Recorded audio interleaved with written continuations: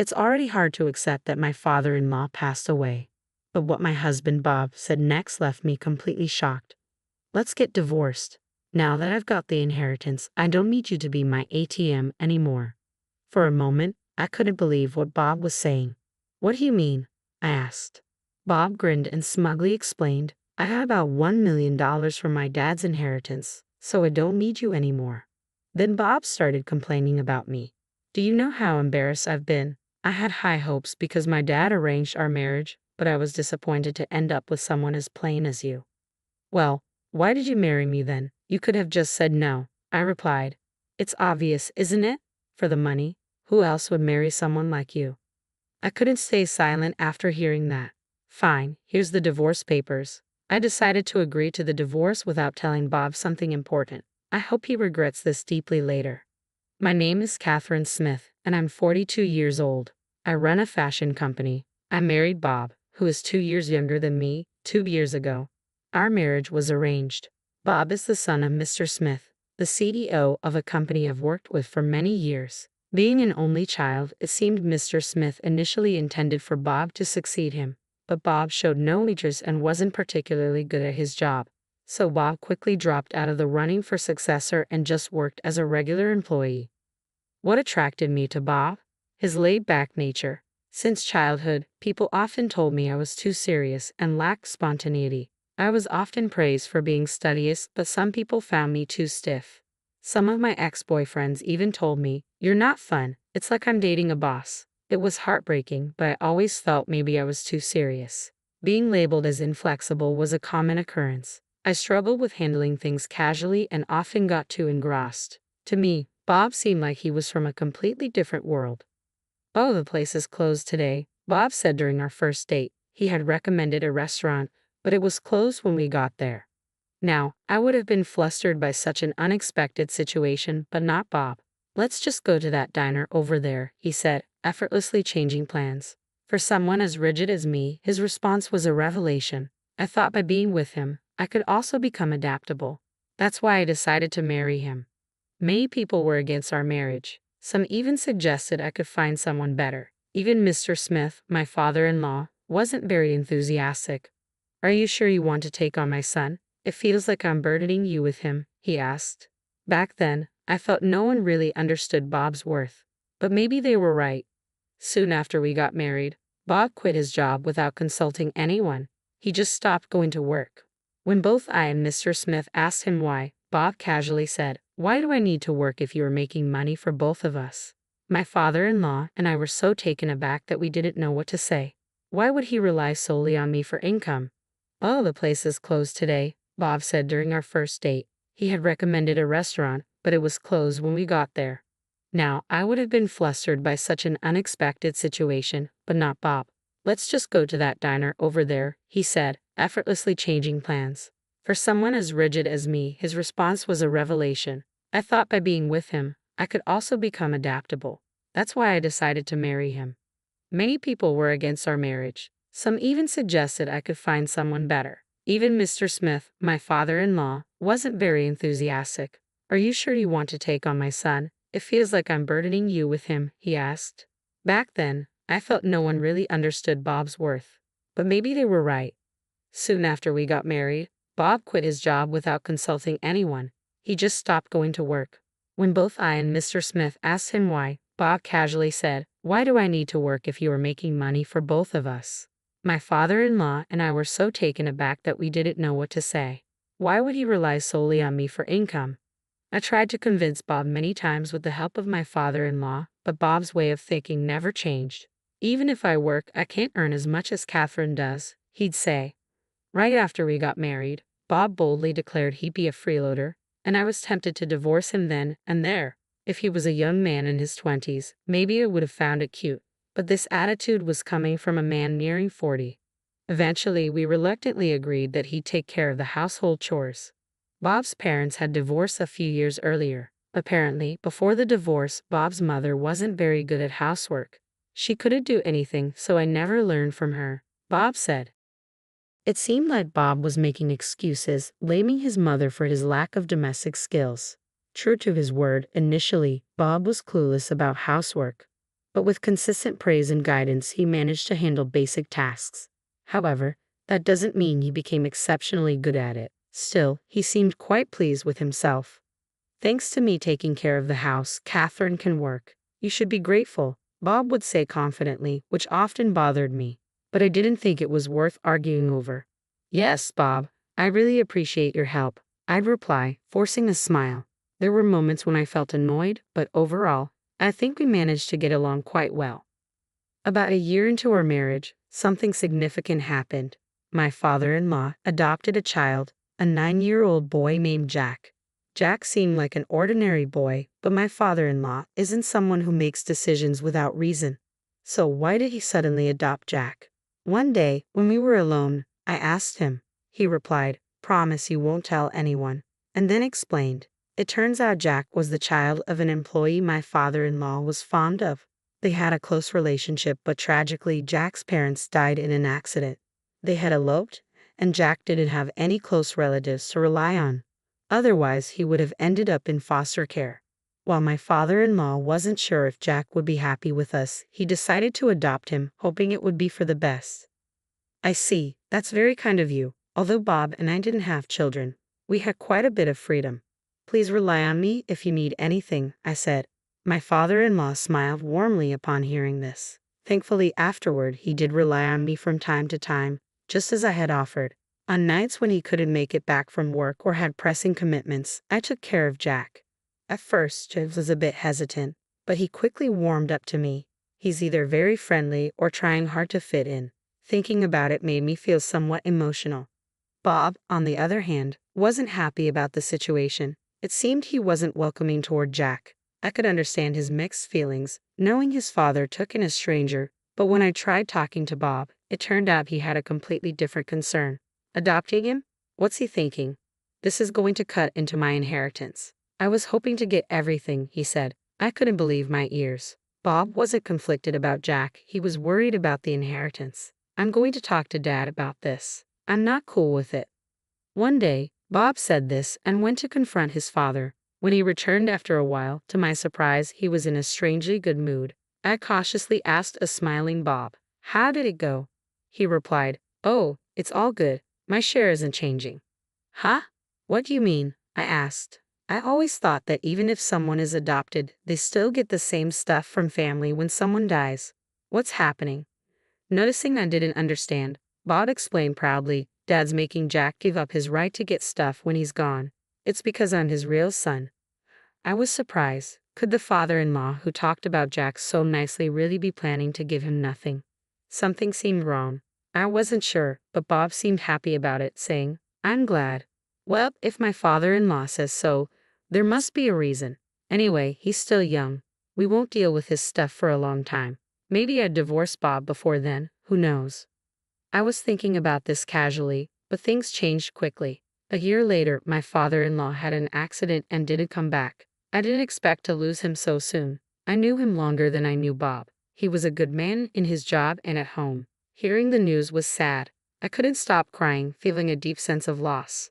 My eyes were swollen, and my head hurt, but I made myself get ready for the funeral. Bob was supposed to be the one mourning the most, but he seemed distant, like he wasn't really feeling it. His dad had died suddenly. Maybe he was so shocked he couldn't believe it was happening. So, I took charge to organize everything for my father-in-law's farewell since Bob seemed distant. During the funeral, I held back my tears as best I could, but the hardest part was seeing Jack cry. Bob, on the other hand, didn't shed a tear. I found it strange.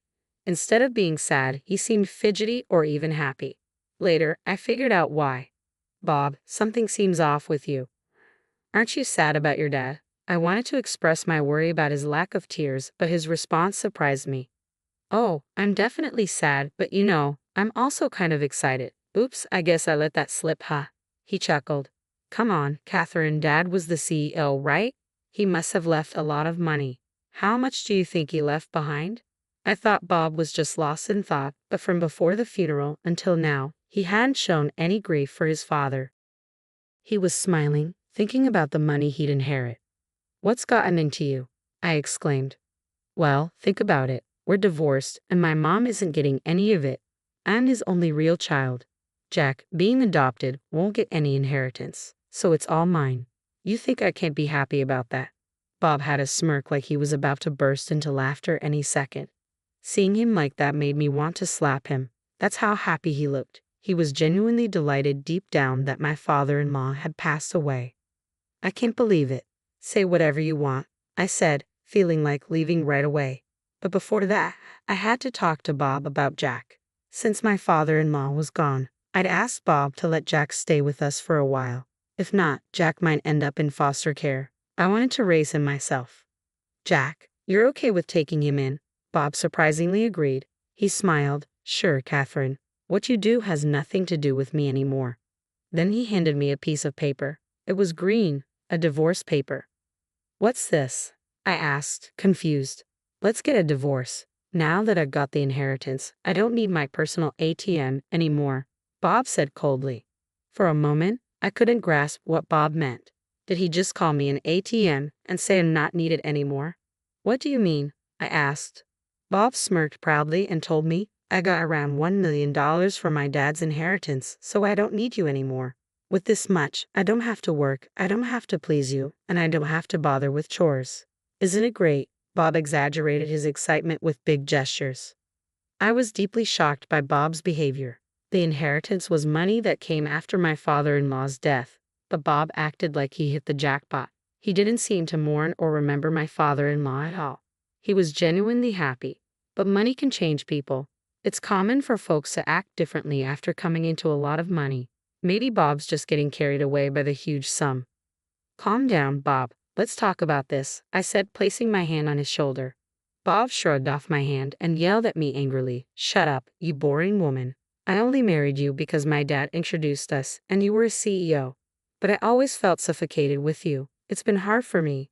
Bob went on, listing his complaints against me. I was so disappointed when I expected someone better from the arranged date my dad set up, but then ended up with someone plain like you, he continued. If that's how you felt, you could have just said no to the marriage. I never forced you or begged you to marry me, I shot back. I couldn't accept being painted as the villain. So why did you marry me then? If you didn't want to, you could have declined. It's obvious, for the money. Who else would marry someone like you? Bob mocked, laughing at me. Basically, he married me for my wealth, he admitted. It's been a while, so I guess it's safe to say. Bob started, revealing a shocking fact. I had a significant debt. My dad said if I changed my ways and devoted myself to you, he would pay it off. So of course, I would marry you. It meant he never loved me. He just married me for the money. Well, it wasn't fun, but thanks to you, I was saved. Thanks a lot. Seeing Bob laughing so cruelly, I made up my mind. I didn't know this man anymore.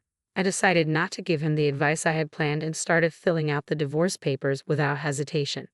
Bob, who had been pushing for the divorce, seemed a bit surprised to see this. Hey, are you thinking of getting a divorce now? Fine, here's the divorce papers, I said after writing them, feeling a sense of accomplishment. Now we were total strangers.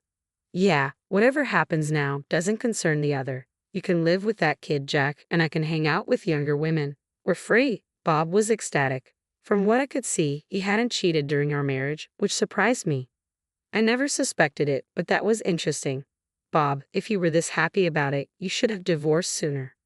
I had my reasons. I wanted the money. Bob carelessly stuffed the divorce papers into his bag and left the house in a hurry. I didn't feel right staying in the house where I'd lived with Bob. I thought about starting fresh somewhere new with Jack. It seemed like a good time to sell the house and move. I wanted to live close to my parents' place. I think it would help both Jack and me. Jack would have to change schools, but he said that's okay. It's a bit sad, but now we can look for a new place without any reservations.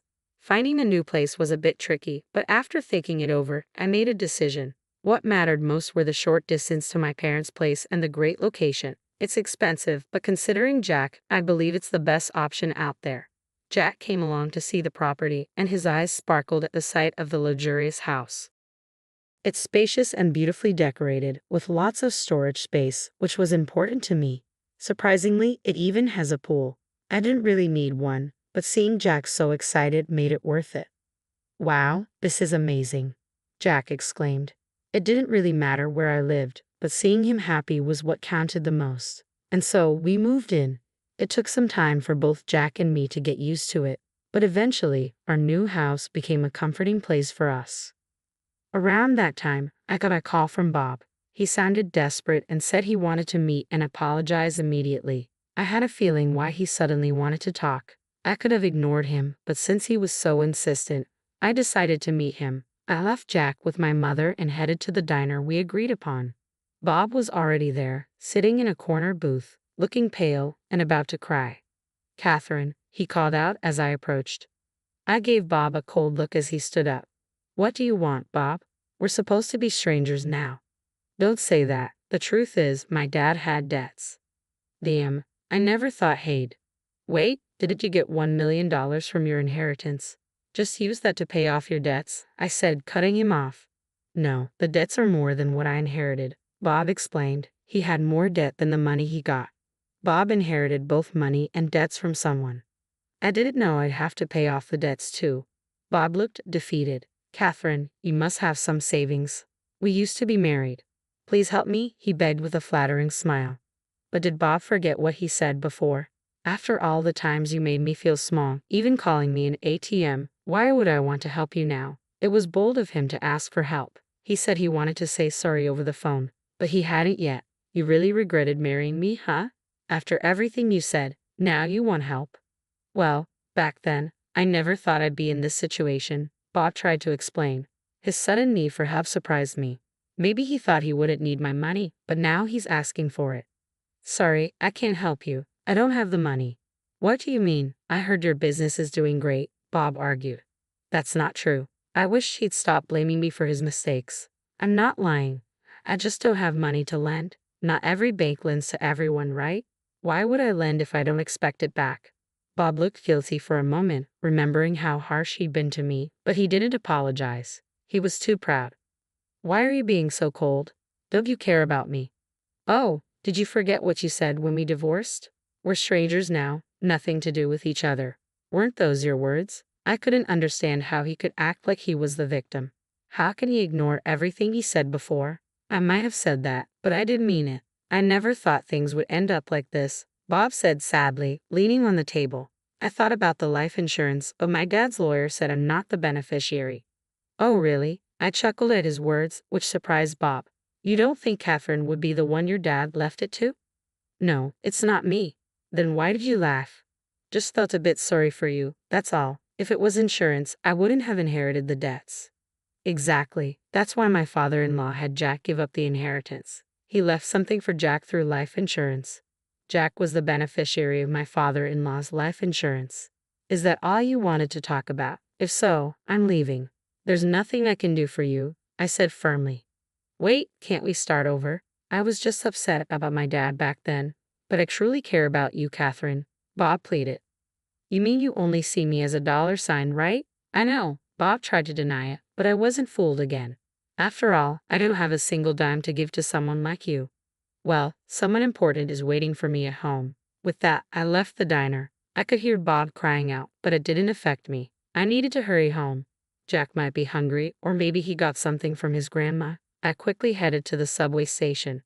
As for Bob, I heard he's working multiple part-time jobs to pay off his debts. With no work experience, qualifications, or motivation, he couldn't get a full-time job anywhere. I once saw him working at a convenience store while I was on my way to a client. He looked much older and thinner, quite shocking. Bob, who had been relying on others, was now facing the consequences. There's no sympathy for him. On the other hand, I'm living peacefully with Jack. We even argue sometimes now. It's saddening when Jack ignores me after a fight, but I try to see it as a sign that he's opening up to me. I plan to support him until he can stand on his own 2 feet. That's probably what my father-in-law wished for, and it's my goal in life now.